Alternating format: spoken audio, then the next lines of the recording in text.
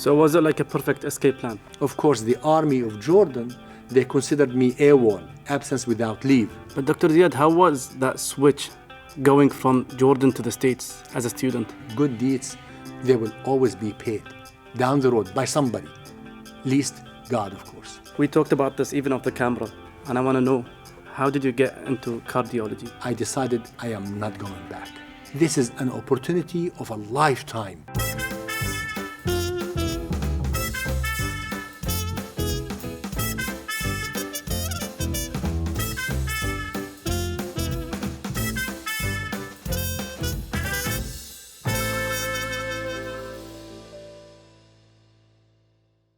Welcome to the Late Night Podcast by Q+.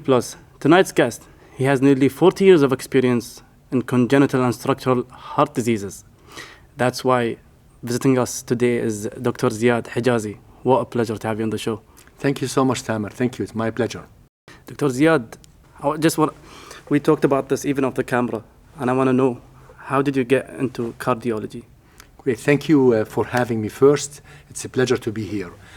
My history goes back to many years ago, of course. As you mentioned, I have at least 40 years of experience. So when I finished medical school in 1982 in Jordan, I had a scholarship from the Jordanian army to study medicine at Jordan University. So when I finished the medical school, I joined the army and served for 2 years. Then after that, they sent me a scholarship to study public health in the US at Yale University. So I went to Yale in 1984.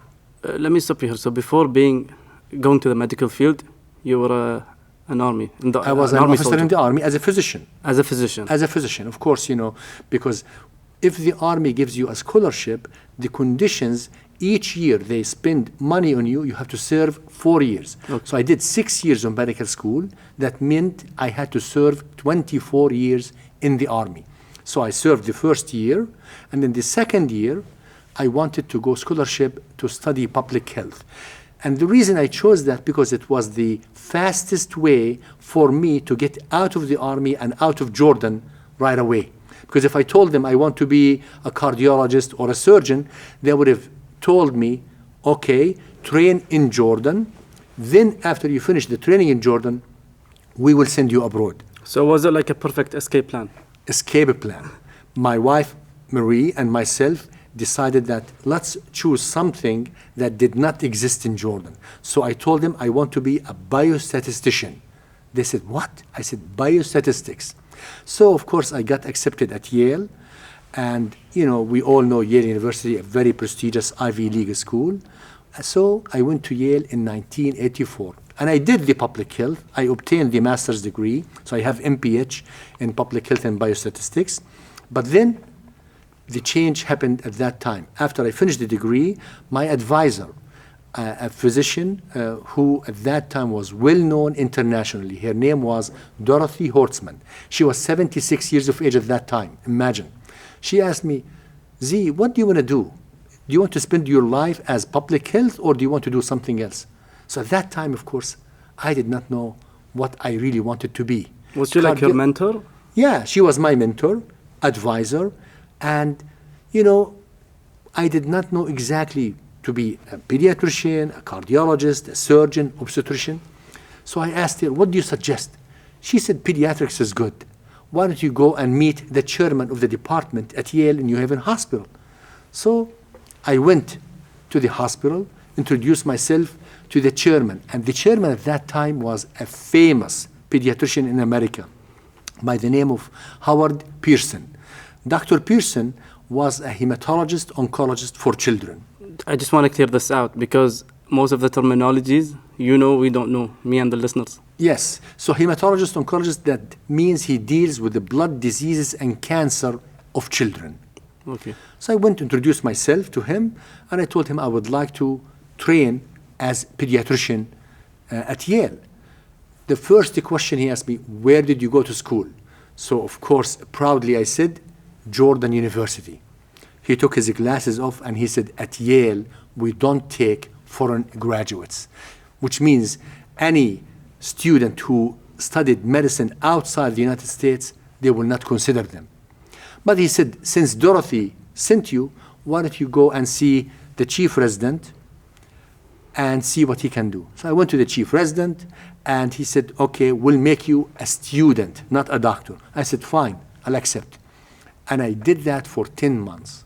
During the 10 months, I did all the exams for America. At that time, there was an exam called FM GEMS for the foreign medical graduates. And I scored very high. And I applied for different hospitals. And I was fortunate to be accepted at Yale in New Haven Hospital to do my residency training. Residency training, that means you have to do 3 years of training in pediatrics. Once you finish the 3 years, then you can do your subspecialty fellowship. And of course, I chose cardiology. But Dr. Ziad, how was that switch going from Jordan to the States as a student? If anybody tells you that it was easy or difficult, you will not really appreciate until you pass through this. Of course, to come from Jordan to the United States to be in one of the most prestigious hospitals, it was not easy. I had to work the extra mile to prove to them that I was good enough.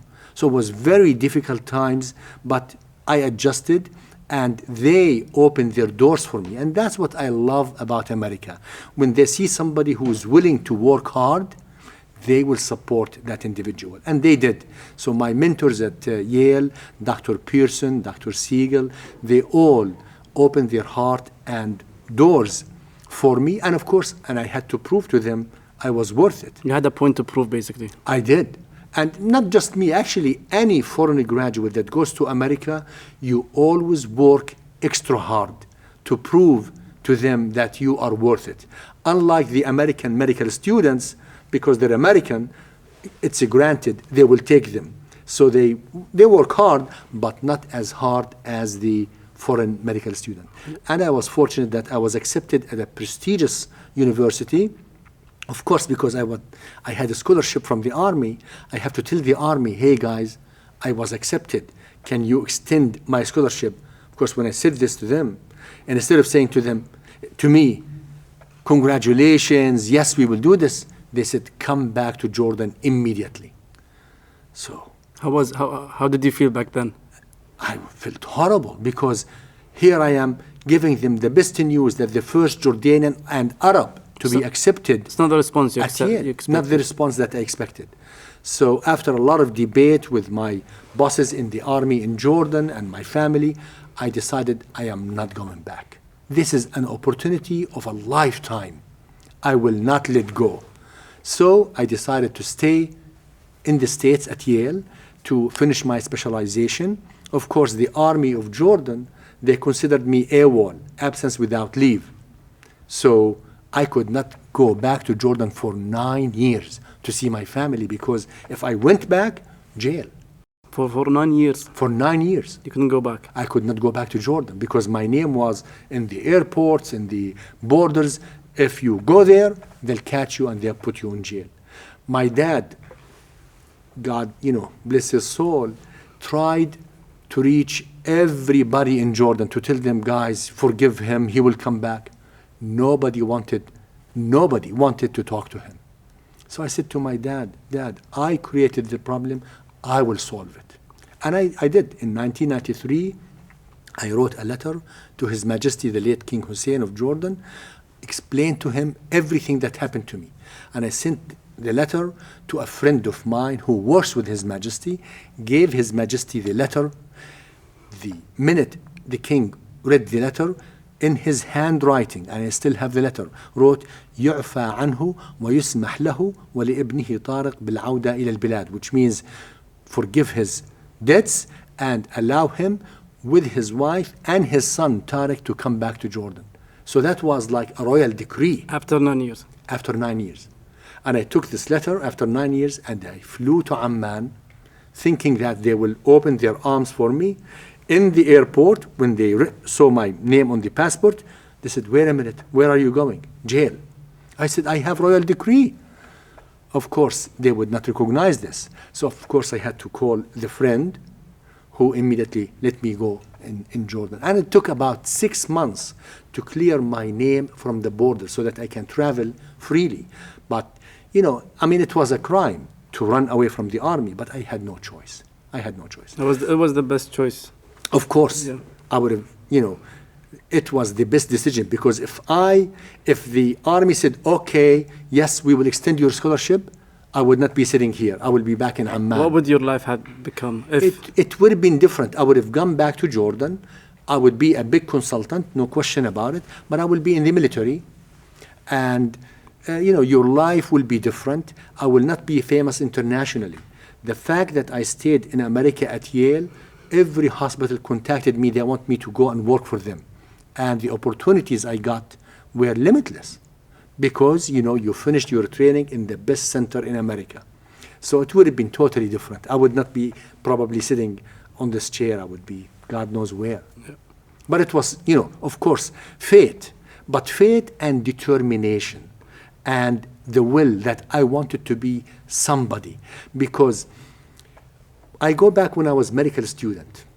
In 1981, there was a conference for the Arab American doctors in Amman, Jordan. So I was a student, so I went to attend this conference. And one of the doctors that attended the conference, I will never forget him. His name was Zuhdi Lababidi. Dr. Zuhdi Lababidi was a pediatric cardiologist, exactly like my specialty. He came to Jordan, gave a lecture, and I was listening to this lecture in awe.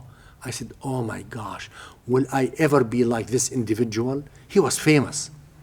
So after his lecture, I went to meet him and introduced myself as a medical student. I said, Dr. Lababidi, anything I can do to help you during your short stay in Jordan? He said, yes, I like to do jogging. Can you tell me where I can go jogging? I said, oh, no problems. I'll take you to my club every day. So every day, 3 days, picked him up at 6 a.m. from his hotel and drove him to the club, King Hussein Sports City. And he will do jogging, and when he finished, I pick him up and drop him back in the hotel. So after the 3 days, he gave me his name and his phone number. He said, if you ever need something, contact me. That was in 1981. So fast forward, in 1986, when I needed to specialize in this, I said, yeah, I have a friend who gave me his name. Let me contact him. Unfortunately, I contacted him. He did not offer any help. And that broke my heart, because I knew in his position he could help, but he did not. And that's why anybody that knocks my door, I always help. I introduce them, I help them, and I helped many. And there are so many doctors in the States, from Jordan, or even other Arab countries, approached me. I always help. I will never say I cannot. But were you looking for a shortcut? It's not shortcut. When he was actually in charge of cardiology at University of Missouri in Columbia, Missouri.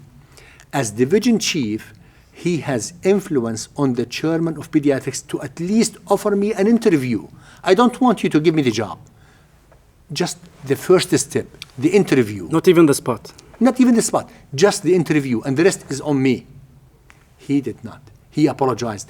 And I drove to his hospital from where I lived in New Haven, because he refused to answer my calls. So I called the secretary, and she would say, yes, he will call you back, he will call you back. He never did. So I drove to his hospital, and from the lobby of his hospital, I called his office. And he answered me, and he said, I'm sorry, I cannot help. That broke my heart. So fast forward, Ziad Hijazi became famous.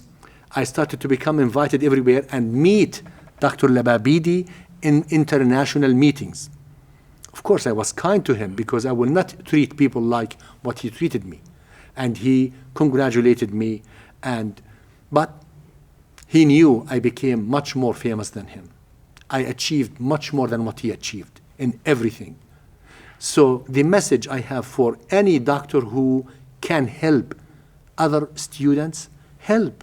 You will never, never regret helping these people.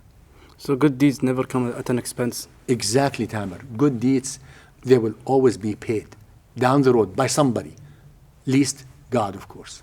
And then after your journey with Dr. Lebabidi and you getting the spot eventually in Yale, what happened after?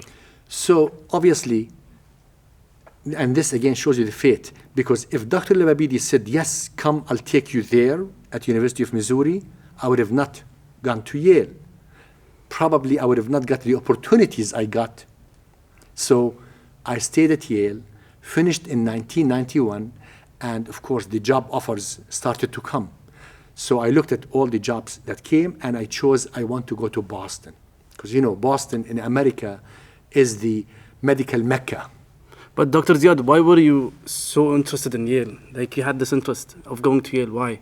Yale at that time in the 70s and 80s was a well-known medical institution. Of course, it's an Ivy League university. That's number one. Number two, the person who was in charge of the program makes a huge difference. You know, when you say, I trained with Thamer, and Thamer is famous, khalas, people will accept you. So I went there. There were 3 individuals at Yale, pediatric cardiologists, that they were world-renowned physicians. Dr. Norman Tallner, Dr. Charlie Kleiman, Dr. William Hillenbrand. These 3 people at Yale were legends in the field of cardiology. So to say that I trained with these 3 people is just as if, you know, in music you say, well, I was a student of Abdul Halim Hafid, or a student of Madonna, or a student. Imagine.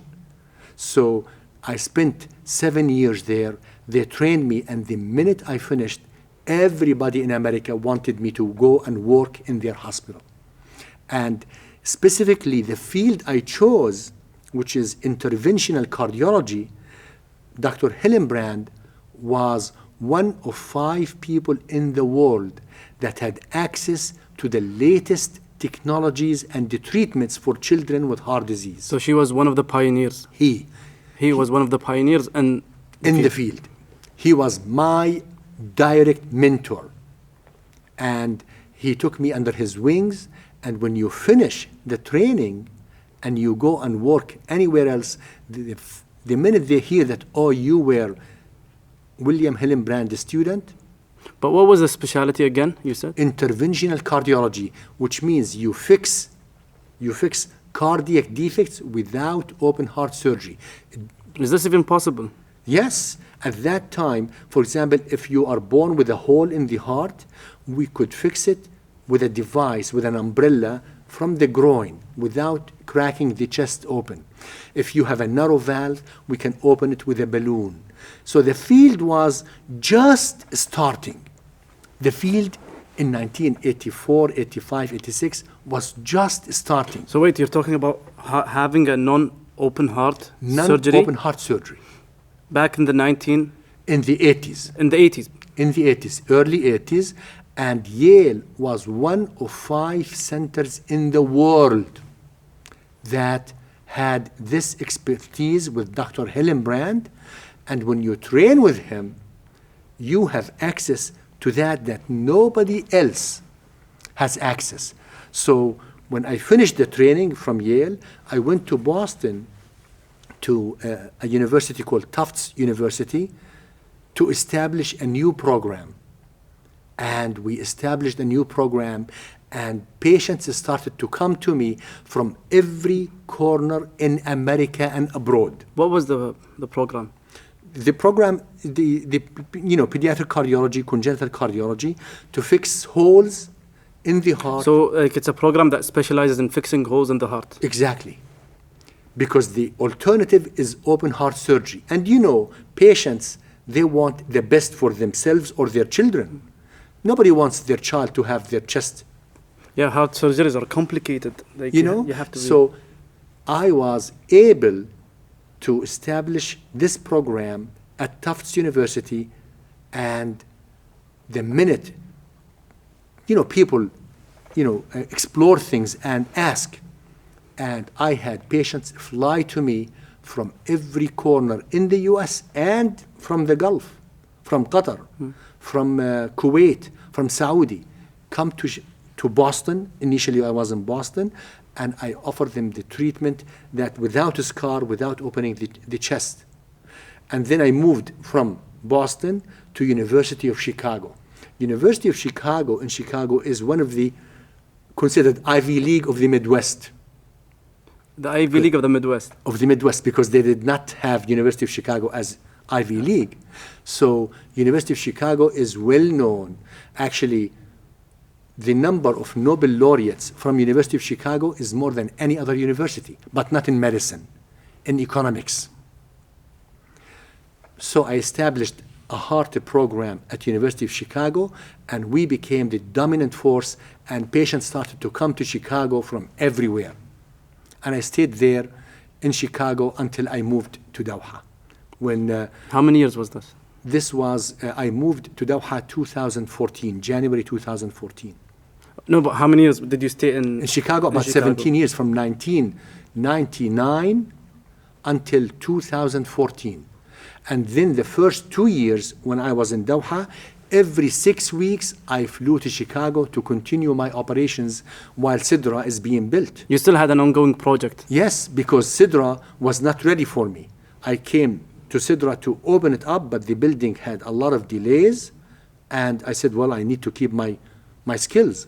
So they allowed me to continue going back to Chicago every 6 weeks and have all the patients operate on them and then come back to Doha. Then after 2 to 3 years, it was become too much travel, and we opened, Sidra later on, and I operated at Hamad. Hamad opened the door for me and started doing the operations at Hamad Hospital until we opened Sidra in January 2018. Then once we opened in January 2018, then patients started to come to me from, of course, from Doha, from Kuwait, from South America, from New York City. I had patients fly from New York City, Americans, to Doha to be treated because I'm here. Even though they have even good hospitals in New York and the US, but they decided to come I had technology that was not available in America. Through my research, I was working on a valve that was not available in America or Europe. I'm the only one. So they flew to Doha, had the valve, and they went home. So Dr. Ziad, what is the most common cardiovascular disease? So congenital heart disease, Thamer, is very wide array of diagnosis. But let's make it clear for the listeners. For the listeners. About congenital. Congenital. So when we talk about congenital heart disease, that means the baby is born with it. It's not acquired like heart attack or something like that. But how do you detect it even though it's so a baby? The way that nowadays we diagnose most congenital cardiac defects in utero. So while the baby is in mom's uterus, we do an echocardiogram of the baby while the baby is inside. And our doctors are able to diagnose the defect in utero. And once the baby is born, we take care of the baby. And if the baby requires immediate intervention, we do it. If the baby is stable, we can take care of it later on. So congenital cardiac defects are divided in general into two big groups based on the color of the baby. If the baby is born blue, that means their oxygen level is low. That's one big group. An example for that, transposition of the great vessels, where the two big tubes of the heart, the aorta and the pulmonary artery, are switched. So from the left ventricle, instead of the aorta gives the good blood, the pulmonary artery. And from the right So you have two big valves in the heart. So they we both have of them four are valves, but the great vessels, two main valves. vessels. Two main vessels. So both of them Aorta switched. Okay. And this is, if not treated, it's lethal. So nowadays, our surgeons, they switch them back to normal. That's one example. Another example is, for example, tetralogy of Fallot, where you have a large hole between the left ventricle and the right ventricle, and the pulmonary artery is very narrow. So the baby is born also blue. So that's one group. The other big group It's called the acyanotic. They're not blue. They're pink like you and I. But inside, their heart is screwed up. How do you find out then? By echo, by doing an echo. So the echocardiogram really revolutionized medicine. When you do an echo and you see the heart in details, you can tell the family what is this cardiac defect, and you can tell them the outlook, how the baby's life down the road will be. Are they going to be normal babies, or they will require a lot of surgeries, or what? So that's our specialty, congenital. The other part of my specialty is the structural heart disease. What does that mean? That means the structure of the heart. You know, you are born with 4 valves, right? These valves may not last you all your life. After 50, 60, 70 years, calcium build up on the aortic valve. And the aortic valve becomes so narrow and tight, the heart cannot pump the blood. You need a new valve. Traditionally, the treatment, open heart surgery, remove this valve and put artificial valve. Now, we can do this from the groin via the catheter. I go from the groin all the way, and inside the bad valve, I implant a new valve, squish the old valve against the wall, and put a new valve. So, Dr. Ziad, if a patient has a calcium buildup, is there any ways to detect it? Yes, this is by echo again. No, I mean, like, as a person, like, if As I'm the Thamer, person, no, you cannot. so it becomes sudden. It's not sudden, it's gradual. Then when the buildup becomes more and more, you will start having symptoms. Shortness of breath, fatigue, passing out.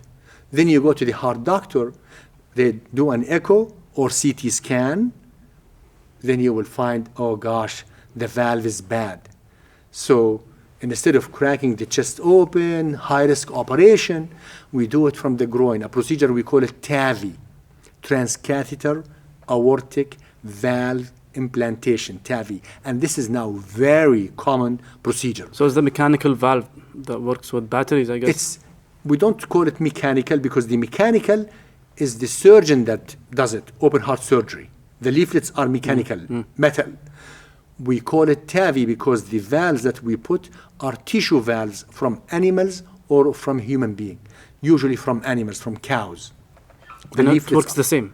Works exactly the same as our human valve. Unfortunately, they don't last as long as our human valves, but they last 10 to 15 years, which is good. And Dr. Ziad, did your practices change throughout the years? Like you said, you had the same operation during the 1980s, and then nowadays. Of course, just like the car of the Mercedes of the 1970s and 80s is different than the Mercedes of 2023. More whistles, more technology, more navigations. The same thing for us. The devices that we used are much more refined, are much better. They can go through a smaller incision in the groin. And now we can treat. I mean, if you came to me 15 years ago and you tell me that I'm going to put a valve in your heart without opening your chest, you look at me and say, are you out of your mind? I won't believe you. You will not believe me. Yeah. Right? Now we do this. And we do the aortic valve, the pulmonic valve. What's the pulmonic? The aortic valve is the one from the groin. No, the aortic valve is between the left ventricle and the aorta. That's the aortic So valve. it's all in the heart. All in the heart. The pulmonic valve between the right ventricle and the lungs. Both we can replace without open heart surgery. Then the third valve, which is a very important valve, the mitral valve, between the left ventricle and the left atrium. That is challenging. So, because I want to make it clear for the audience here. Yes. So with the heart, you have 4 chambers. 4 chambers and 4 valves. 4 valves. 2 main valves. 2 between the ventricle and the great vessels, the tubes. Dr. Ziad, you can use this camera, that's yours. Yes. It's the one over here. Yes. To explain them. And the other valves, the mitral valve between the left atrium and the left ventricle, and then the other valve, the tricuspid valve. Tricuspid because it has 3 doors, 3 leaflets between the right atrium and the right ventricle. And all of us, as time goes by, just like car parts, the longer you drive in your car, the more likelihood that you need to change the brakes, you need to change the door, and the same for the valves. As we get older, calcium buildup becomes important and they become leaky and narrow. Then you need to replace them. Traditionally, open heart surgery. But open heart surgery is open heart surgery. Has a lot of risk and complications. With the transcatheter therapy through the groin, we go and we implant the valve in that position. Okay. And the next day, the patient goes home. The next day. This makes perfect sense. Of course. It's, of course, our But colleagues. wait, you said the next day he goes home. Home. Like nothing happened. Nothing happened because it's not even a cut. It's a puncture, just like the IV in the groin. But does he need to be on a We put them on aspirin. intensive care unit or No. something? The same day, they may require intensive care, but just only for a few hours. The next day, a colleague of mine, his father-in-law had bad aortic valve, 91 years of age. 91. Had the valve in his groin all the way to the aortic position. The next day, home, feeling great, practicing his walking and everything. So the interventional cardiology changed the face of medicine. It's a disruptive technology because it really disrupted what we used to know. The surgeons were our gods. We used to say, oh my gosh, the surgeon. We still love them because there's still role for them. Because these procedures, we cannot do it on everybody. We select. So do you select your patients as well? Select the patients because there are patients that when we look at their heart, we cannot do the catheter. They still need open heart surgery. Have you reached the point where, like you said, it's better for you to live on with your original heart or something than having a medical intervention? That's a great question, Thamer. There are patients that they are high surgical risk and high catheter intervention risk. And we assess the risk, and if we find that the risk is too prohibitive, we say to the patient, you know what, you might as well live the rest of your life with this. We cannot do anything for you. Fortunately, these are rare. The majority of patients, we can help them, either with surgery or more preferably with the catheter. So, Dr. Ziad, speaking about cardiovascular diseases and medical interventions, you've seen nowadays the hype between sports, paddle and tennis and football. What's the role of these sports in cardiovascular? So the role, obviously any patient with heart disease, we have to assess the risk for them. Because if you have a child with heart disease that wants to go to school and play sports in school, the school and you as parents, you need to know, is there risk on our child or not?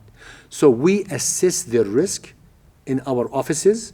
We do exercise testing to simulate life, and we can tell exactly how much exercise this individual can do, because you want to protect yourself and to protect, the school or wherever they practice. But sometimes they contradict, because I have a friend who suffered from heart diseases, and we know the best way to get your heart back into shape is to work out.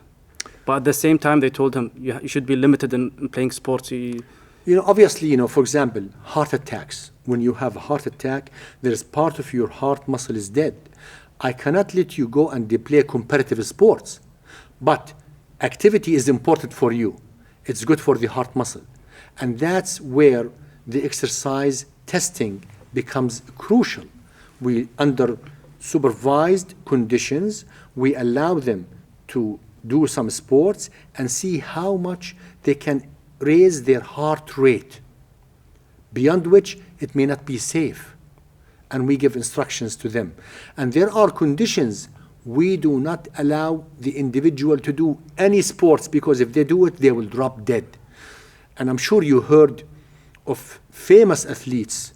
They either drop dead in the field or they drop near dead and they are rescued. For example, the Danish soccer player. Yeah. Right? During the Euros. Eriksson. Yeah. Right? He dropped near dead. What was the reason? So Eriksson had a condition in his electrical system. His electrical system was firing malignant beats. So you need to give him a battery in his heart to regulate this. The beats. The beats. And there are conditions, for example, if you are born, you know, the heart has two main coronary arteries. The coronary artery is what supplies the heart muscle. For example, if this is my fist, this is the artery, it supplies this heart muscle. If there is a blockage here, this muscle will die. So there are two main coronary arteries. They arise in certain location from the aorta. If this location changes from here instead to here or to here, it becomes abnormal. So if these arteries change locations? Change locations. Even if they are wide open, there's no coronary artery disease, just the location.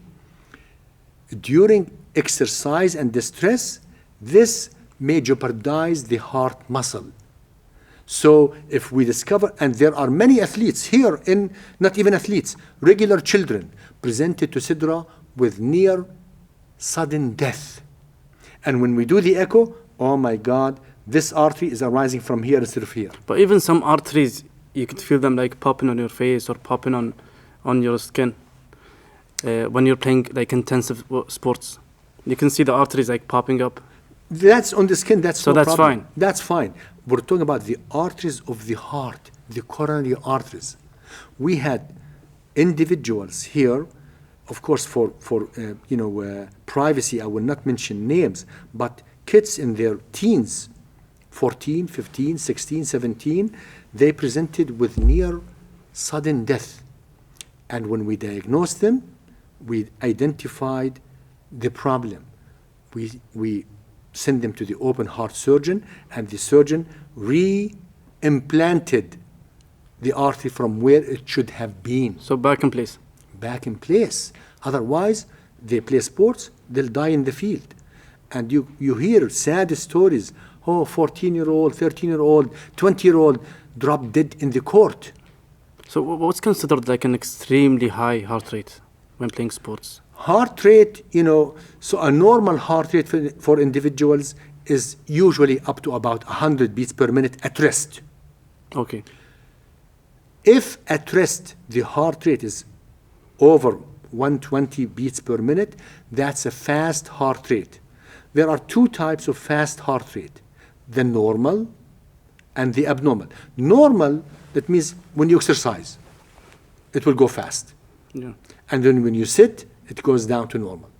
But the abnormal fast, you are sitting like this and your heart is beating at 150 per minute.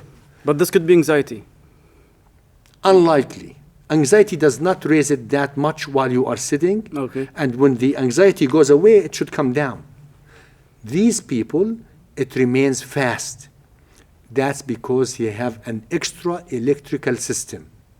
Those also, they require treatment, either with medications or with the procedures in the cath lab. We go from the groin. I myself has a condition we called atrial fibrillation. بالعربي الارتجاف الأذيني. Atrial fibrillation. Atrial fibrillation, that means the upper chambers of the heart, the atria, are fibrillating like this, beating irregularly. This is bad. Why? Because when they beat like this irregular, the blood can stagnate, form a clot, and the clot can go to the brain, cause a stroke. That's disaster. So I underwent a procedure in the cath lab to fix this problem, to eliminate these extra pathways through a procedure we call, ablation. You ablate. You break down the... You break down the extra electrical system. Ablation, or بالعربي كي. كي للمنطقة. Like iron the... Not ironing, it's kawi. It's you ablate it. Okay. You destroy it, so that my heart beats regularly. Boom, boom, boom. Not boom, boom, boom, boom, boom. That's irregular. That's atrial fibrillation. So the electrical system of the heart, that's not my specialty. That requires a cardiologist that sub-specialize in this area only. So, Dr. Ziad, you were so sure about the procedure that you didn't mind going through it? Of course, because I did my homework. I studied what does this procedure produce because I'm a cardiologist. I called my friends. I consulted with them what's the best approach and where is the best center for me to do this procedure. So it turns out the new procedure called PFA, pulse field ablation. They use electricity to burn the area, approved in Europe and not yet in America by the FDA. How come? Because it requires longer time in America To be approved. to approve. The FDA has certain standards. They will approve it soon, but right now it's not approved. So I called my friends in America, and one of my friends, he said, well, I can do this procedure for you in Italy, in Milan. I said, okay, when are you going? He told me October 6th, he'll be there. So I flew there, October 6th, met and had the procedure. So the patient has to do his or her homework about the doctor and the procedure. Where is the best? What center? What are the complications? What is the success rate? Then you sign on the bottom line. But do not sign until you make sure to do your homework to the center and the individual who's going to do it for you. So you have to do your homework. Yes, and Before that's why I undergoing tell any my surgery. patients, you can go and ask anybody in the world. If you find somebody better than me doing this procedure for you, go there. If you find somebody better than Sidra, go there. Because you have to be honest with the patient. Because this is your heart, your life. And I get what you mean, Dr. Ziad. But at the same time, us as patients, we need to focus on, because some hospitals in the US or even in Europe, they're more of a business than a hospital. That's exactly right. And that's why I say to you, you have to do your homework. Research the hospital, research the doctor, the outcome. Ask the doctor, how many did you do with these? How many patients died? What's their outcome? And also, on occasions, ask the doctor to give you names of patients he or she did, so that you can contact them yourself. So when I was in But is this allowed? Like, Of course, when I was in Chicago and Boston with the new procedures, these are all new procedures that many of them I developed myself, some of them my colleagues developed, but I do them. I take permission of my patients. Do you mind, Thamer, to give your name and number to a patient so that they can contact you? Of course, if you mind, I will not give them your name or number. But believe it or not, most patients, after you do their operation, they are happy to talk to other patients and help them. This is life. You know, people are not mean. People want to help other people. yeah. Yeah. So what you're saying is I can go to a doctor and ask him for patients and even call them. Of course, I will not give you a name of a patient unless if I take their permission, because of privacy. Yeah. Right? Thinking about it, because that's true, because usually your family is going to be the one telling you to calm down and it's going to be fine. But when you hear it from From a patient. a patient who... For example, I had the ablation myself. So now if a patient comes to me and talk to them about ablation, I can tell them, listen, I had this procedure myself. So it's not a big deal. So you can calm them down Yeah. and they relax. Because you're right, Thamer. When you tell a patient that I'm going to do this procedure, they are very anxious, apprehension, and you want to calm them. And who is better than the doctor to calm them is another patient. That's true. Yeah, That's true. yeah. So Dr. Ziad, I want to pinpoint something. Throughout your journey, from being a medical student, not even like a medical student, but from being a specialized doctor in this field, what was your most impactful challenge or patient? So, you know, I had a lot of patients in my career, thousands and thousands of patients. And the patient that you do an operation on him or her for the first time is the one that you, the night before, you barely sleep because you say, tomorrow I'm doing this operation for the first time. Imagine when you sit with the family. So I have a story of a patient. His first name is Justin in Chicago. Justin at the time was about 15 years of age. had many open heart surgeries. And the last open heart surgery was about a year before my new procedure. And that operation, the surgeon replaced his pulmonic valve. Within few months, this valve became ineffective, not working. So I had to go to Justin's mom, say, Mrs. X, Justin needs another valve. This valve is no good. So Mrs. X says to me, Dr. Hijazi, is there any way you can replace the valve without opening his surgery? Because he had already 4 open heart surgeries. At that time, it happened that I was working on an experimental valve in the animal lab. So I put the valve in the animals, in pigs. I had a large animal lab in Chicago, and we experiment on pigs. And I knew the valve is good in pigs. And also, the same valve, the adult used it effectively in another position, in the aortic.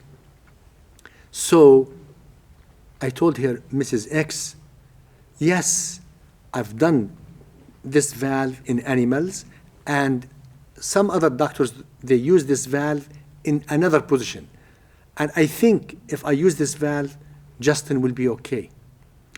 She said, please, I agree. Do this valve for my son. The problem is not just the family and me agree, the FDA has to agree.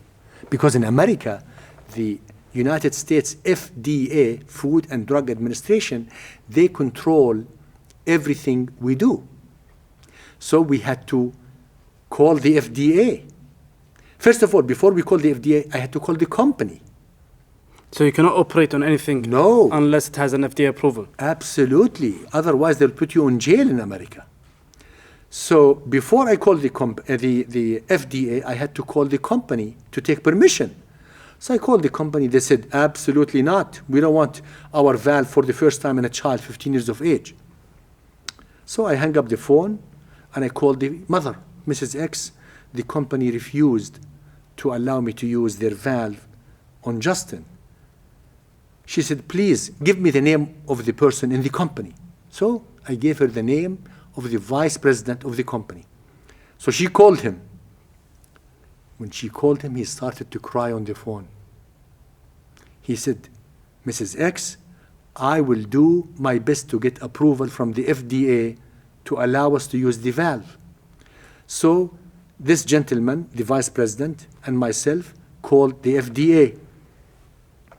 The FDA said, wait a minute, we cannot allow you to do this unless if we have independent referee to tell us that this is true. Because, I can tell them what I want, but they have to hear it from somebody else, independent. So the FDA gathered a surgeon from Cleveland Clinic in Ohio, myself, the vice president of the company, and the FDA. We did a conference call, and what I told them, the independent referee said, absolutely, he is right. This is the only option for this boy. So the FDA said, Dr. Hijazi, go ahead and use this valve. And I did the valve. So when this happened, the impact I had on this family and the child, I'll never forget. This was 2008, and now we are 2023.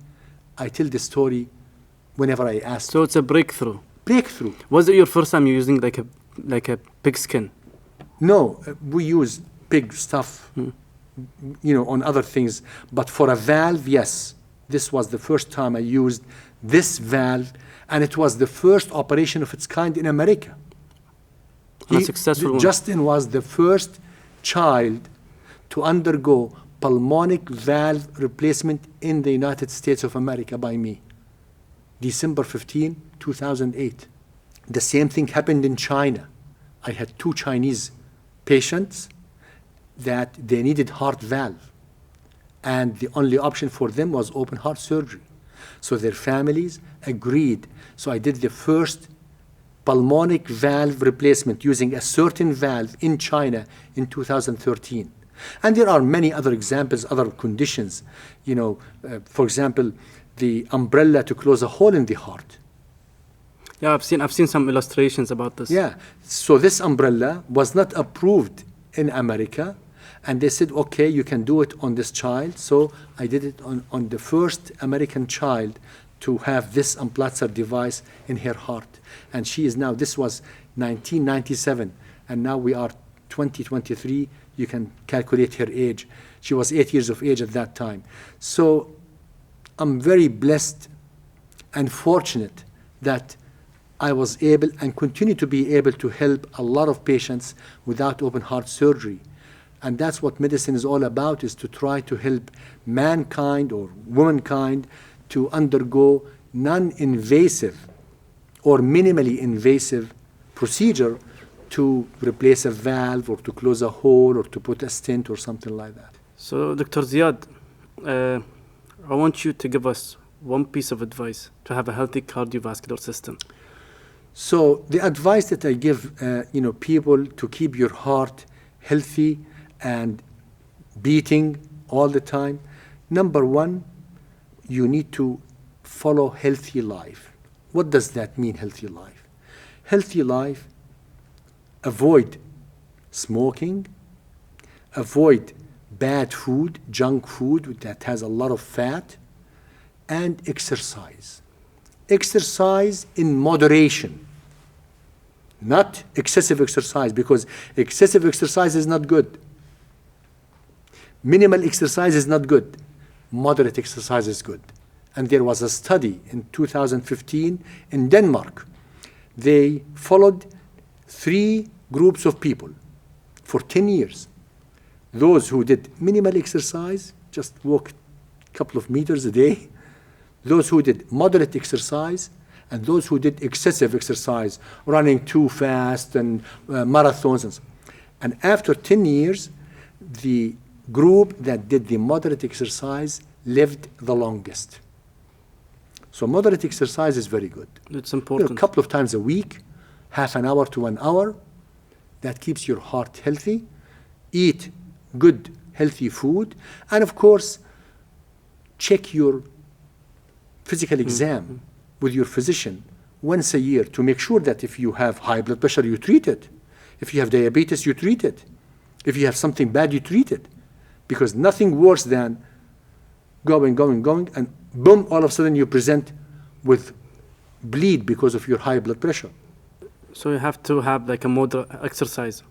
Moderate exercise, physical checkups with your, and that's why I encourage schools, school children, they have to have physical examination, and if it's up to me, I will do an echocardiogram on every child that goes to school.